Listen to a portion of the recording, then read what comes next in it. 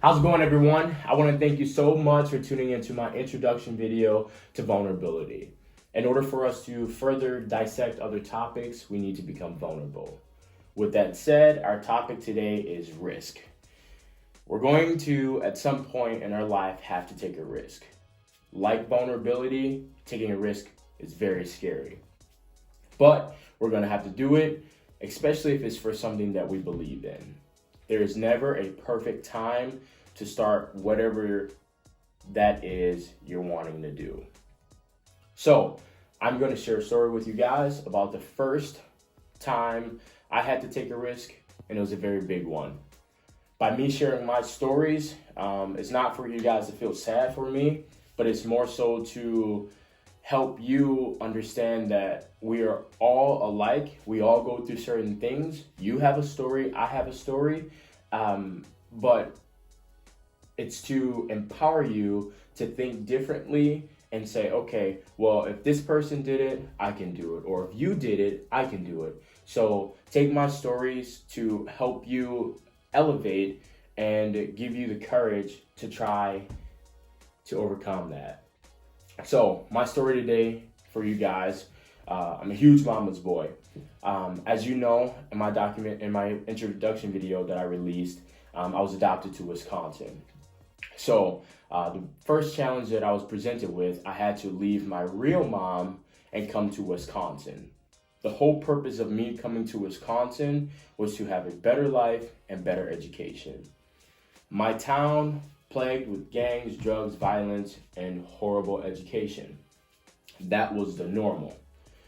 This program came into our city called PSA, Projects Health Up and Awareness. It was designed to take young individuals, bring them to Wisconsin, teach them, educate them, bring them back so that they can further advance their community and offer something new. Take the younger generation to help build. This duration that they taught us in Wisconsin was only for the summer. After the summer was done, we had to go back to Mississippi. When I was first presented to this program, I thought very, selfish of myself for even wanting to go. I did everything with my mom and my other four siblings. She raised us by herself. She's a very stern lady. She got it done. She hustled. And with all the minimum resources, she always found a way to help get us by. And I love that about her. So for me to leave, it was almost, to me, like a slap in the face and say, hey, I know you worked super hard for us, but I heard of a better opportunity and I'm just gonna leave you. Though she didn't think of it that way, I thought of it that way. I didn't want to leave my mom because there were a lot of things that I personally did to help her in any way that I could. So by me leaving her in this plagued town and then also thinking me going to Wisconsin, the land of, green and trees and cows, I didn't want to do that. But eventually, she practically forced me to go. She knew it was going to be better for me, and I turned down the opportunity. My sister talked with me. My mom talked with me. She's like, you need to go here, and it's for the better. I knew it was for the better, but again, the risk that I had to take was leaving my mom there by herself, and me at age 9, feeling like I'm the man of the house. I need to be there to help her and protect her. Long story short, I ended up going to Wisconsin. The big challenge came 3 years later. After I returned home each summer from going to Wisconsin, I did that for 4 years. So now I'm 13. Still living in Mississippi. Things are not getting better there with the town, nor really my family, our living situation, all going downhill. So I thought, okay, instead of going there for the summer, I need to go there for the school year. I need to better educate myself put myself in a better position for my family so that I can help them out, and also offer myself a better life in return. But I purely thought of it for them. Again, it was hard for me to leave my mom just for the summer. Now it was like, okay, you're gonna leave your mom to finish and get an education. Terrified me. And I knew the challenges that I was presented with. So here is my goal, here's the challenge, and I had to take a huge risk to do so. The immediate challenge was the culture. I did not act like the other kids that were here, and vice versa. They have not experienced some of the horrific things that I've seen or have gone through. So we could not connect on a level as I would be able to connect with someone in Mississippi. The second hurdle was my education. You know, in order for me to come to school here, I had to get tutoring.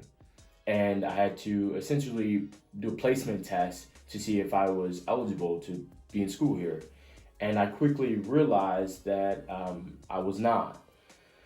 I had to do tutoring the whole summer because my reading and comprehension level was at a second grade level, and I was 8th grade at the time.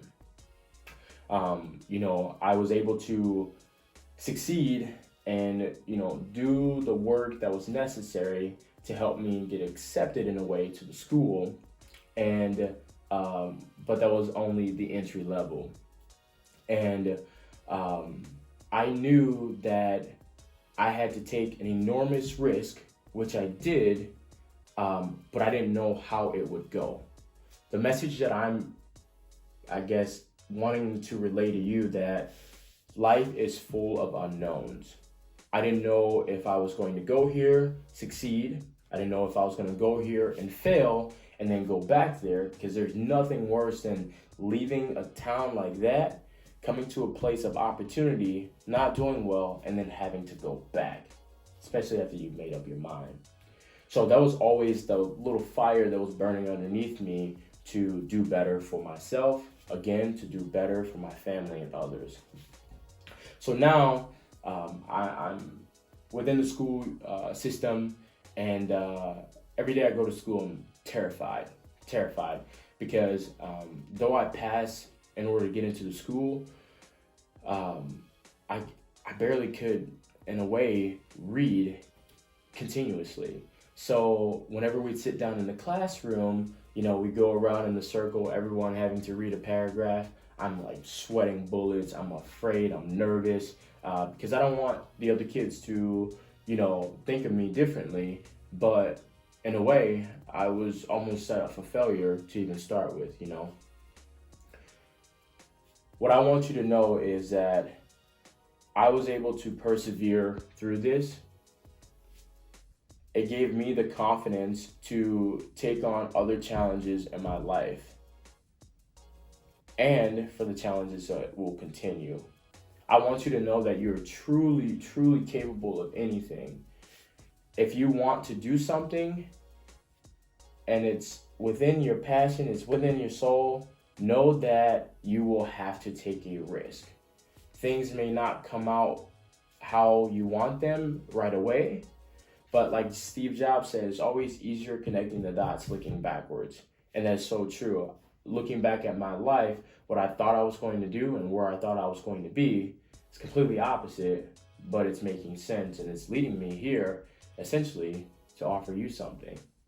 So please take my story on risk and know that it's okay. You're capable of something. You're capable of anything. And that's why we're built to endure. I'm built to endure. You're built to endure. See you next week.